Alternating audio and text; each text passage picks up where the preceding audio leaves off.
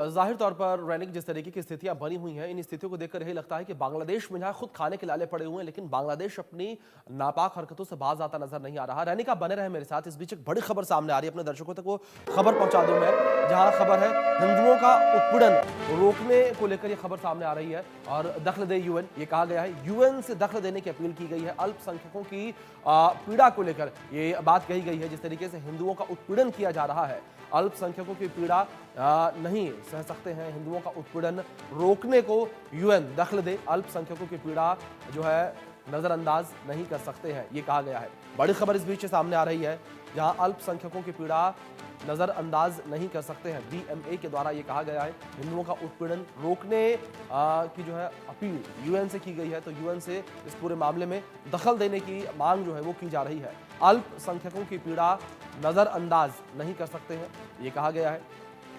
BMA के द्वारा अल्पसंख्यकों की पीड़ा नजरअंदाज नहीं कर सकते हैं, बीएमए ये कह रहा है। अब यूएन से पूरे मामले को लेकर दखल देने की मांग की जा रही है। ये कहा जा रहा है कि यूएन इस पूरे मामले को उठाता नजर आए, यूएन जो है इस मामले में दखल दे। जिस तरीके से बांग्लादेश में स्थितियां बनी हुई है, जिस तरीके से बांग्लादेश में अल्पसंख्यकों के साथ व्यवहार हो रहा है, उसको लेकर अब बीएमए ने कहा है कि यूएन इस पूरे मामले को नजरअंदाज न करे, दखल दे। हमारे सहयोगी रैनिक दत्ता लगातार बने हुए हैं, सीधे उनका रुख करेंगे।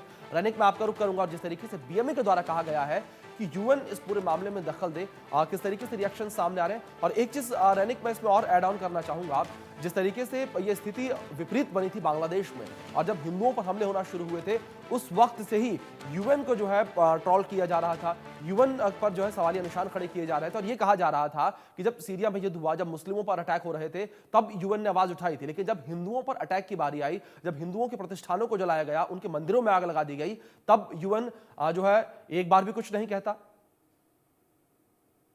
हाँ, एकदम ही ये बात तो एकदम बार बार से पहले दिन से जी। सामने आ रहा था। जब चिन्मय कृष्ण दास गिरफ्तार हुआ उसके बाद से ही यूएन को लेकर सवाल आ रहा था, ट्रोल हो रहा था। और उसके बाद भी ममता बनर्जी, वेस्ट बंगाल का चीफ मिनिस्टर, उनकी तरफ से भी क्लेम किया गया था कि यूएन के सामने, यूएन के पास अपील किया जाए कि जो पीस कीपिंग फोर्स है उनको डिप्लॉय करने के लिए बांग्लादेश में। उसके बाद फिर से एक बार बीएमए की तरफ से यूएन का इसमें हस्तक्षेप करने का डिमांड रखा गया है। क्योंकि एक तरफ जब सीरिया में मुस्लिम संप्रदाय के ऊपर हमले का घटना घटता था, उसको लेकर यूएन की तरफ से नोटिफिकेशन जारी किया जाता था, कोई वर्षन दिया जाता था, कोई बयान जी। दिया जाता था। मगर बांग्लादेश का इशू को लेकर अभी तक यूएन की तरफ से कोई सिद्धांत नहीं दिया गया है। बांग्लादेश को लेकर कोई टिप्पणी भी यूएन की तरफ से नहीं किया गया है। जी। तो इसी जगह में यूएन की तरफ से ये अपील रखा गया है कि ये पूरा घटना में जिस तरीके से बांग्लादेश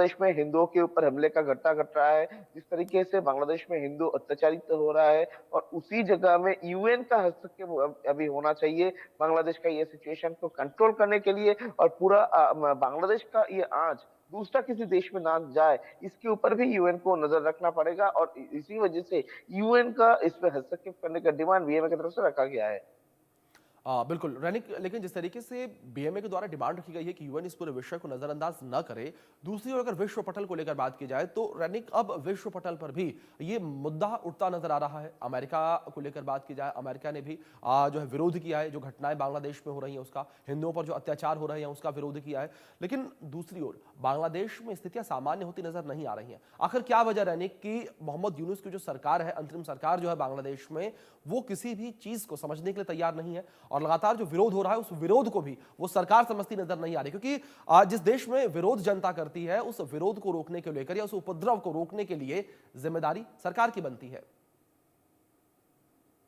हाँ, एकदम देखिए, मोहम्मद यूनुस की तरफ से ये विरोध को रोकने के लिए कोई कोशिश ही पहले दिन से नहीं किया गया था। जी। और क्योंकि देखा जाएगा, जो चिन्मय कृष्ण दास का गिरफ्तारी के बाद से अगर देखा जाए, तो बांग्लादेश में जिस तरीके से लॉ एंड ऑर्डर सिचुएशन को लेकर सवाल आ रहा था, उसी लॉ एंड ऑर्डर सिचुएशन को संभालने के लिए भी नाकाम था मोहम्मद यूनुस का गवर्नमेंट। जी। मोहम्मद यूनुस की तरफ से ये जो पूरा घटना घट रहा है, इसको कंट्रोल करने का जो कोशिश, ये भी नहीं दिखा गया था। मगर दूसरी तरफ जो लोग ये सब इनके खिलाफ में, ये पूरा घटना जो हो रहा है, इसके खिलाफ खिलाफ में प्रतिवाद कर रहे हैं, उनके नाम पर जो एफआईआर वो दायर किया जा रहा है, उनके नाम पर जो फॉल्स कंप्लेन वो लॉन्च किया जा रहा है। इस तरीके का कंप्लेन भी बांग्लादेश के जो इंटरनल गवर्नमेंट इनके खिलाफ में आ रहा है। तो कुल मिलाकर एक तरफ जब हिंदुओं के ऊपर हमले का घटना घट रहा है, इसको लेकर कोई एक्टिव ही नहीं है मोहम्मद यूनुस का, इंटरनल गवर्नमेंट का प्रशासन। दूसरी तरफ पुलिस की तरफ से या बांग्लादेश का पुलिस की तरफ से हाई एक्टिवनेस दिखाई दे रहा है कि जो हिंदू है, जो हिंदू लीडर्स है, उनके जी खिलाफ में कार्रवाई करने पर एक हाई एक्टिवनेस या बोला जाए तो प्रोएक्टिवनेस दिखाई दे रहा है। बिल्कुल रैनिक जाहिर बिल्कुल जाहिर तौर पर जिस तरीके से आपने जिक्र किया, रैनिक आप बने रहे मेरे साथ। इस बीच बड़ी खबर सामने आ रही है, उसका रुख कर लेते हैं। जहां बांग्लादेश से जुड़ी इस वक्त ये बड़ी खबर सामने आ रही है, हिंदुओं के खिलाफ हिंसा की 88 घटनाएं बांग्लादेश में हुई है। ये बड़ी खबर आप तक पहुंचा दें जो इस बीच सामने आ रही है। बांग्लादेश से जुड़ी इस वक्त बड़ी खबर है, हिंदुओं के खिलाफ जो है हिंसा की 88 घटनाएं हुई हैं। ये बड़ी खबर आप तक पहुंचा रहे हैं जो इस बीच सामने आ रही है। बांग्लादेश में 5 अगस्त से अगर इस बात का जिक्र किया जाए तो यूनुस सरकार ने पहली बार जो है कुछ भी नहीं किया। बांग्लादेश से जुड़ी इस वक्त ये बड़ी खबर निकलकर सामने आई है। जिस तरीके से लगातार बांग्लादेश में स्थितियां विपरीत बनी हुई है, वहां पर 5 अगस्त के बाद से 88 घटनाएं हिंदुओं के खिलाफ हुई है। यूनुस सरकार ने पहली बार कबूल किया है। बांग्लादेश से जुड़ी इस वक्त ये बड़ी खबर सामने आ रही है। हिंदू जिस तरीके से वहां पर परेशान किए जा रहे हैं, जिस तरीके से हिंदुओं पर लगातार अत्याचार किया जा रहा है, उस अत्याचार को लेकर यूनुस सरकार ने पहली बार इस बात को कबूल किया है कि वहां पर हिंदुओं को परेशान किया जा रहा है, हिंदुओं पर इस तरीके की घटनाएं हो रही हैं, उनके ऊपर हमले हो रहे हैं और 88 घटनाओं की पुष्टि यहां पर की गई है। लेकिन ये तो आंकड़े हैं, अगर बात असल मायनों में की जाए तो इससे कहीं ज्यादा ये नंबर जो है वो होंगे। लेकिन यहाँ पर बांग्लादेश की सरकार, यूनुस सरकार इस बात को मानती नजर आ रही है कि हिंदुओं के खिलाफ जो हिंसा की घटनाएं हैं वो 88 हैं। हमारे सहयोगी रैनिक लगातार बने हुए हैं और रैनिक जिस तरीके से हम जिक्र कर रहे थे कि मोहम्मद यूनुस सरकार के द्वारा कुछ भी पूरे मामले को लेकर नहीं किया जा रहा, लेकिन अब मोहम्मद यूनुस की सरकार जो है इस बात को मानती कम से कम नजर आ रही है कि हिंदुओं पर घटनाएं हुई हैं और नंबर केवल लेकिन 88 बताए गए हैं। एकदम देखिए, 9 अगस्त के बाद अगर कहा जाए तो मोहम्मद यूनुस की तरफ से पहली बार कबूल किया गया कि बांग्लादेश में हिंदुओं के ऊपर या माइनॉरिटीज के ऊपर हमले का घटना घटा है और माइनॉरिटीज जो है बांग्लादेश का वो अत्याचारित हुआ है। क्योंकि मोहम्मद यूनुस का इंटरिम गवर्नमेंट की तरफ से स्पष्ट किया गया है कि 87 जो फैमिली है उनको इफेक्ट पहुंचा है। 87 घटना रिपोर्ट हुआ है कि बांग्लादेश का हर एक जिला से इस तरीके का रिपोर्ट सामने आया है कि जो अल्पसंख्यक है उनके ऊपर हमले का घटना घटा है। मगर 87 ये जो आंकड़ा इंटरिम गवर्नमेंट की तरफ से दिया जा रहा है, इसको लेकर भी बहुत सारे सवाल पैदा हो रहा है। क्योंकि कौन सा टाइम पीरियड का ये घटना का बाद इंटरिम गवर्नमेंट की तरफ से किया जा रहा है उसका मेंशन नहीं किया गया है।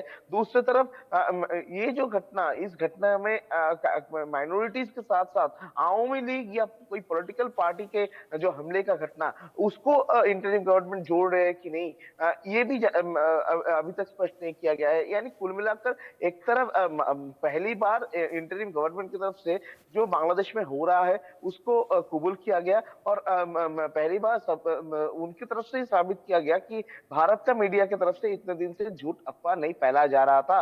और इसी सिचुएशन में बांग्लादेश की तरफ से बहुत सारे चीज छुपाने का कोशिश भी किया जा रहा है ये पूरा मामले पर। जैसे कि कौन से तारीख में 80 ये जो 88 लोग इफेक्टेड हुआ है, 88 केस रजिस्टर हुआ है, इसका टाइम पीरियड क्या है, टाइम फ्रेम क्या है। दूसरी तरफ इसमें सिर्फ संख्यालघु संप्रदाय है या कोई पॉलिटिकल पार्टी का लीडर भी इसमें शामिल हो चुका है काउंटिंग में, ये भी स्पष्ट नहीं किया गया है अभी। जी रनिक, लेकिन जिस तरीके से ये एक्सेप्टेंस सामने आई है, यानी कि बांग्लादेश सरकार ने ये माना है कि हिंदुओं पर वहां हमले हो रहे हैं, तो ऐसे में क्या माना जाए कि कोई ऐसा एहतियाती कदम उठाया जा सकता है बांग्लादेश सरकार के द्वारा कि जो हिंदुओं पर हमले हो रहे हैं, मंदिरों पर जो हमले हो रहे हैं, उस पर अब रोक लगती नजर आएगी? क्योंकि जिस तरीके से हमने अभी बातचीत में पहले भी जिक्र किया कि मोहम्मद यूनुस सरकार के द्वारा शुरू से ही कोई भी ऐसा ठोस कदम नहीं उठाया गया जिसके माध्यम से इन हिंसाओं पर रोक लगाई जा सके।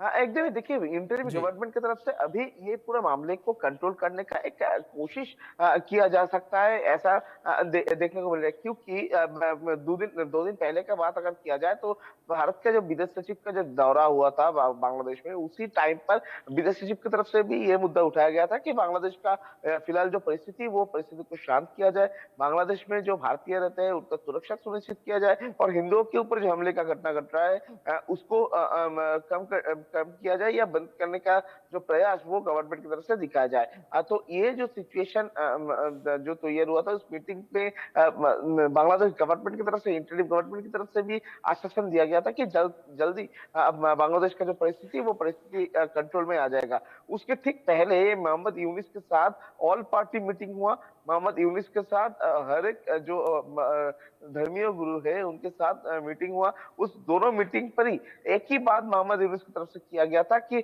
कौन से जगह में घटना घटा है ये पहले जानना पड़ेगा। जी। जानने के बाद ही इनके साथ कौन लोग शामिल है उनको ढूंढकर उनको सजा दिया जाएगा, ऐसा बात मोहम्मद यूनुस की तरफ से किया गया है। यानी एक तरफ जब मोहम्मद यूनुस को या तो पूरा इंटरिम गवर्नमेंट को पूरा विश्व से प्रेशर प्रेशर आ रहा है क्योंकि उनके ऊपर अमेरिका का नजर है, उनके ऊपर अभी यूएन को हस्तक्षेप करने के लिए अपील किया जा रहा है, उनके ऊपर भारत का नजर है। ये जो पूरा सिचुएशन तैयार हुआ है, ये सिचुएशन में बांग्लादेश का इंटरिम गवर्नमेंट का पहला लक्ष्य है कि बांग्लादेश का जो तस्वीर पूरा विश्व के सामने है उसको पहले साफ करना और इसी वजह से इंटरिम गवर्नमेंट चाहेगा कि जल्द से जल्द ये सिचुएशन को कंट्रोल किया जाए, पीस फुल जो एरिया वो बांग्लादेश में डेवलप किया जाए। रैनिक, लेकिन बांग्लादेश पर वो दबाव बनता नजर क्यों नहीं आ रहा? बांग्लादेश में जो स्थितियां बनी हुई हैं वो स्थितियां ठीक होती नजर क्यों नहीं आ रही? आखिर ऐसी क्या वजह है? क्योंकि अगर बात विश्व पटल को लेकर की जाए तो बड़े बड़े देशों में इस वक्त विरोध होते नजर आ रहे हैं। अमेरिका के द्वारा भी कमेंट किया गया है, अमेरिका में भी हिंदू समुदाय सड़कों पर उतरा, कनाडा में हिंदू समुदाय सड़कों पर उतरा, रूस के द्वारा भी प्रतिक्रिया पूरे मामले पर सामने आई थी। जब इस तरीके से विश्व पटल पर यह मुद्दा पहुंचा हुआ है, लेकिन उसके बावजूद बांग्लादेश पर दबाव बनता नजर क्यों नहीं आ रहा?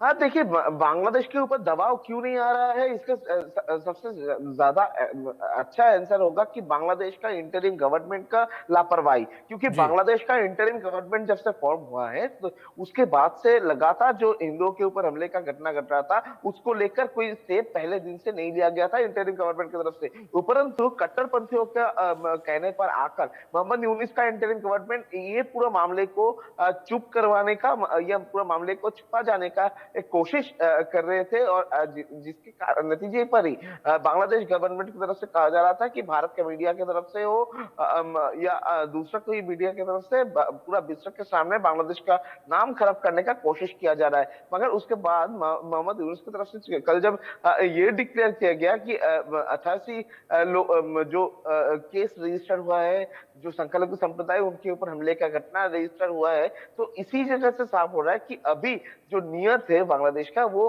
साफ होने लगा है। बांग्लादेश का जो असली चेहरा है वो सामने आना चालू हो चुका है और जिसी के कारण मोहम्मद यूनिस का ये जो इंटरिम गवर्नमेंट इनके तरफ से अभी कार्रवाई करने का जो कोशिश वो किया जा रहा है। मगर बांग्लादेश में जिस तरीके का हालात है उस हालात में कट्टरपंथियों का जिस तरीके से राज चल रहा है बोल सकते हैं बांग्लादेश में, उसमें मोहम्मद यूनिस को कितना सुविधा मिलेगा यही एक सबसे बड़ा सवाल अभी हो रहा है। और सबसे बड़ा सवाल है कि कट्टरपंथियों की तरफ से क्या मोहम्मद यूनिस को कठपुतलियों के जैसा इस्तेमाल किया जा रहा है, ये भी एक बड़ा सवाल हो चुका है अभी। जी रनिक, लेकिन इस बीच एक बात मैं आपसे भारत के संदर्भ में और समझना चाहूंगा। अगर बात भारत को लेकर की जाए तो भारत के 3 पड़ोसी देश इस वक्त, अगर चीन, पाकिस्तान और बांग्लादेश को लेकर बात की जाए, लेकिन तीनों से ही वो रिश्ते बेहतर नजर नहीं आ रहे हैं। तो किस तरीके से भारत के लिए चुनौतीपूर्ण है ये पूरा मामला? हाँ एकदम भारत के लिए तो चैलेंजफुल है ही, क्योंकि एक तरफ बांग्लादेश है, जी। दूसरी तरफ पाकिस्तान है और तीसरी तरफ चीन है। जी। ये तीनों जगह से ही भारत की तरफ भारत को एक सिक्योर रखना पड़ेगा, भारत को एक्टिव रखना पड़ेगा और इसी वजह से बीएसएफ को या बॉर्डर सिक्योरिटी फोर्स को हाई अलर्ट में रखा गया है। एकदम उनको स्पष्ट किया गया है कि लगातार मॉनिटरिंग जी। किया जाए कि किसी जी। तरीके से कोई इन्फॉर्मेशन ना हो, इसके बिल्कुल। ऊपर ध्यान दिया जाए। और उसके साथ बिल्कुल रानिक, साथ जाहिर तौर पर बॉर्डर भारत के लिए भी ये में चिंता का विषय है कि जिस तरीके से तीनों ही पड़ोसी देश हैं वो उसके विरोध में। रानिक, बहुत शुक्रिया आपका जुड़ने के लिए, इन तमाम जानकारियों के लिए भी। इसी के साथ फिलहाल वक्त एक छोटे से ब्रेक का, आप बने रहे इंडिया न्यूज के साथ।